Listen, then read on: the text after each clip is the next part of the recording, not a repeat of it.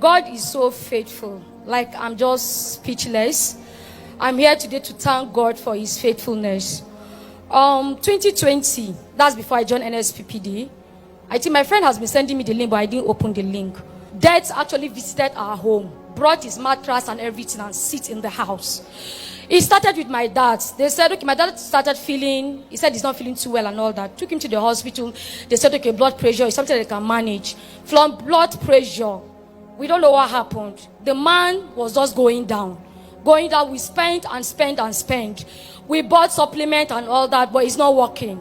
To an extent, my dad was paralyzed, lost his sight, lost consciousness, and behold, my father died. That was August. We thought we've rested. My elder brother, not knowing when my dad was sick, traveled to Jos. He traveled not knowing that when my dad was sick, he had an encounter with confrontation with one of my uncle, that they were asking for document when my dad was still alive. My brother said, my dad is still alive and you're asking for document. They said they want bank document and house property. So I think they has confrontation and all that. So that my uncle, my dad's stepbrother, now told my brother that you will not step your leg in Jos again. I was not aware of that. Immediately we buried my dad. My brother started the same thing.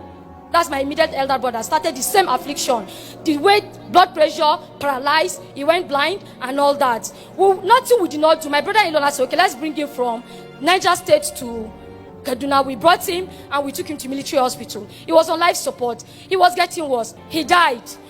My brother-in-law that was taking care of him, that brought him all the way from Niger, that's my brother-in-law, that married my younger sister. The same affliction, immediately my elder brother died. The same affliction from blood pressure, he went blind, he was paralyzed. The same affliction, before you know, my brother-in-law died February. One of my friends now said, Victoria, I've been sending you a link. So I did, she said, I've been sending you a prayer link. Please, can you connect because this is becoming too much. Immediately, I click on the link. I now saw Pastor Jerry.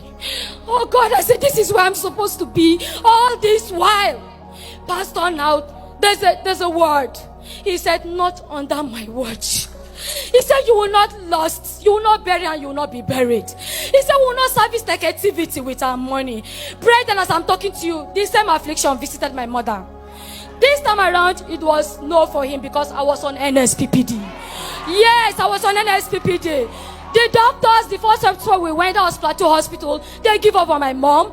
They said because they couldn't know what was wrong with her, they said, okay, there's because she has not eaten for 3 months, it's the same affliction, no. They said, okay, they're suspecting maybe there's a growth or maybe cancer growth, kidney, all the negativity. They put it on her. So then they've given up on her. They now refer us to Jude University Hospital. The ward they took us to is where people die every day. But immediately we got into that ward, brethren, we took over the ward with NSPPD. People that were dying in that ward start getting better and they were discharged. Praise the Lord. The case that the doctor have given up. They said ulcer eats all her intestines. She cannot get better. They said her kidney has failed. They said tumor whatever on the throat. But we're on NSPPD. This time around, I'm not permitting her to die. Mommy, not under my watch. You must live. Pastor said, stop them before they stop you. I said, this time around, I will stop you. You cannot have my mother. And we took charge of the word. Guess what, brethren? It was Thursday. I will not forget May. It was our healing and deliverance service. And then, oh Lord, show us mercy on Friday. We were there in Jos University Hospital. I let my sister who took the other iPad to the other patients. Yes, cancer patient and all that. And then we took charge. Thursday, we prayed. We're giving our communion as if our prayer is not working, as if it's a lie. Friday, my mom that's not eating for 3 months, that's paralyzed, go blind and lost consciousness. After all Lord show us mercy on Friday, I usually dip the communion on her. My mom jacked up from the bed. My mom jacked up from the bed. She opened her eyes. She said, I want to eat. She has not eaten for 3 months. She said, can I have food? I said, Mommy, you want to eat? I said, get her all the food, let her eat. She has not eaten for 3 months. She said, I want to wee. I said, Mommy, just wee inside the pampers. She said, no, I cannot wee inside the pampers. She has gotten her consciousness. My mom stood up. Pastor, I gave my mom 3 days to be discharged. She was discharged after 2 days. My mom stood up from the bed. All her system was restored. The kidney was restored. They said the ulcer that's eating her intestines were restored. Everything my mom jacked back. Now she can walk. Total restoration. The devil is indeed a bastard. What God cannot do does not exist. Thank you, Pastor.